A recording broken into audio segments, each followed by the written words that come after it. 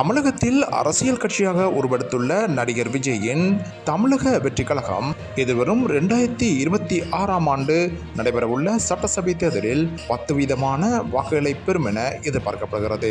அவ்வாறு 10 வீதமான வாக்குகளை பெறுமாக இருந்தால் அந்த கட்சி நிச்சயமாக தமிழகத்தில் ஒரு திருப்பு முனையாக இருக்கும் என்று எதிர்பார்க்கப்படுகிறது.